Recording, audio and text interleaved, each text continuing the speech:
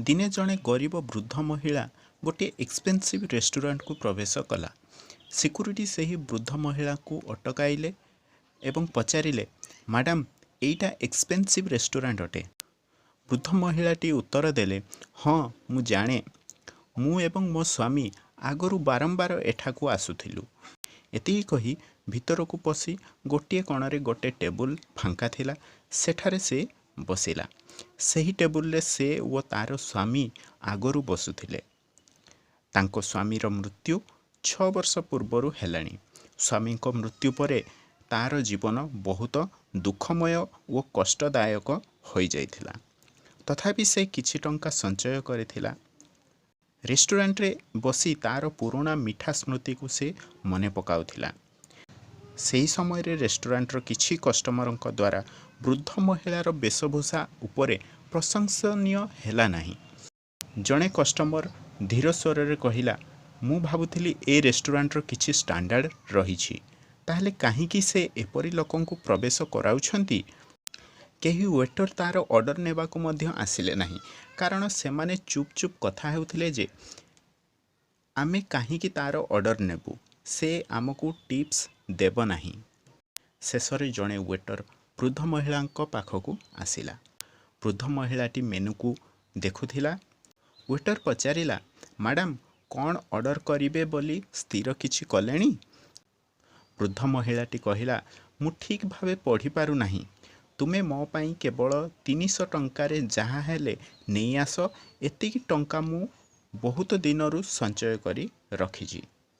ବହୁତ ଦିନ ପରେ ଆଜି ମୁଁ ସ୍ଥିର କଲି ଯେ ମୋ ନିଜକୁ ଟ୍ରିଟ୍ ଦେବି। ୱେଟରଟି ବିରକ୍ତ ହୋଇ କହିଲା, ମ୍ୟାଡ଼ାମ୍, ଏହି ରେଷ୍ଟୁରାଣ୍ଟରେ 500 ଟଙ୍କା ସବୁଠାରୁ କମ୍ ଖାଦ୍ୟର ଦାମ୍ ରହିଛି। ବୃଦ୍ଧ ମହିଳାଟି କୋମଳ ସ୍ୱରରେ କହିଲା, ଓଃ, ତେବେ ମୁଁ ଏଠାରେ କିଛି ବି କିଣିକି ଖାଇପାରିବି ନାହିଁ। ସରି। ହଉ, ମୁଁ ଯିବା ଆଗରୁ ମୋତେ ଗିଲାସେ ପାଣି ମିଳିବ କି? ୱେଟର ବିରକ୍ତ ହୋଇଗଲା। ଯାହା ବି ହେଉ, ସେହି ବୃଦ୍ଧ ମହିଳାର ଅନୁରୋଧକୁ ମନା କରିପାରିଲା ନାହିଁ। ଜଣେ ଯୁବକ ବୃଦ୍ଧ ମହିଳାର ପରବର୍ତ୍ତୀ ଟେବୁଲରେ ବସିଥିଲେ। ସେ ଏହିସବୁ ଘଟଣାକୁ ଦେଖୁଥିଲେ, ଯେତେବେଳେ କି ୱେଟରଟି ବିରକ୍ତ ହୋଇ ଏକ ଗ୍ଲାସ୍ ପାଣି ଆଣିବାକୁ ଗଲା। ସେ ଯୁବକ ଜଣକ ସେ ୱେଟରକୁ ଅଟକାଇଲେ ଆଉ କହିଲେ, ମୁଁ ଚାହୁଁଛି ତୁମ ରେଷ୍ଟୁରାଣ୍ଟର ସବୁଠାରୁ ଭଲ, ସ୍ୱାଦିଷ୍ଟ ଓ ଦାମୀ ଖାଦ୍ୟ ସେ ବୃଦ୍ଧ ମହିଳାଙ୍କୁ ଖାଇବାକୁ ଦିଅ। ୱେଟର କହିଲା, ସାର୍, ଆପଣ ତାଙ୍କୁ ଜାଣିଛନ୍ତି କି? ଯୁବକ ଜଣକ କହିଲେ, ମୁଁ ଯାହା କହିଲି ତୁମେ ତାହା କର। ମୁଁ ତାଙ୍କ ବିଲ୍ ପେମେଣ୍ଟ କରିବି। ୱେଟରଟି ଯୁବକର କଥାରେ ସବୁଠାରୁ ସ୍ୱାଦିଷ୍ଟ ଓ ଦାମୀ ଖାଦ୍ୟ ଆଣି ବୃଦ୍ଧ ମହିଳାଙ୍କୁ ଦେଲା। ବୃଦ୍ଧ ମହିଳା ଜଣକ ଆଶ୍ଚର୍ଯ୍ୟ ହୋଇଗଲେ ଏବଂ ୱେଟରକୁ କହିଲେ, ମୁଁ ଭାବୁଛି ତୁମେ ଭୁଲରେ ଏତେ ସ୍ୱାଦିଷ୍ଟ ଓ ଦାମୀ ଖାଦ୍ୟ ନେଇ ଆସିଲ। ମୁଁ ଏତେ ବ୍ୟୟ କରିପାରିବି ନାହିଁ। ୱେଟର କହିଲା, କିଛି ଚିନ୍ତା କରନ୍ତୁ ନାହିଁ, ସେଇ ଯୁବକ ଜଣକ ଆପଣଙ୍କ ବିଲ୍ର ପେମେଣ୍ଟ କରିବେ। ବୃଦ୍ଧ ମହିଳାଟି ଖୁସିରେ ସବୁ ଖାଦ୍ୟ ଖାଇଲା। ବୃଦ୍ଧ ମହିଳାଟି ବହୁତ ବର୍ଷ ହେଲା ଏମିତି ସ୍ୱାଦିଷ୍ଟ ଖାଦ୍ୟ ଖାଇନଥିଲା। ଖାଇସାରିବା ପରେ ସେ ଯୁବକଙ୍କୁ ଧନ୍ୟବାଦ ଜଣାଇଲା। ଯିବା ଆଗରୁ ସେହି ବୃଦ୍ଧ ମହିଳାଟି 300 ଟଙ୍କାଟି ଟିପ୍ ରୂପରେ ସେ ୱେଟରକୁ ଦେଲା। ତାପରେ ୱେଟରଟି ବିଲ୍ ଧରି ଯୁବକ ଜଣକ ପାଖକୁ ଆସିଲା। ୱେଟର ସେ ଯୁବକକୁ କହିଲା, ସାର୍, ସେ ମହିଳାଙ୍କ ବିଲ୍ ଆପଣଙ୍କ ବିଲ୍ ଠାରୁ 3 ଗୁଣା ଅଧିକ ଅଟେ। ଆପଣ ତାଙ୍କୁ ଜାଣି ବି ନାହାନ୍ତି। ଆପଣ କାହିଁକି ତାଙ୍କ ପାଇଁ ଏମିତି କଲେ? ଯୁବକ ଜଣକ ଉତ୍ତର ଦେଲେ, ମୁଁ ମୋ ଜେଜେମାଙ୍କ ପାଖରେ ରହି ବଡ଼ ହୋଇଥିଲି। ସେ ଆର୍ଥିକ ସବଳ ନଥିଲେ।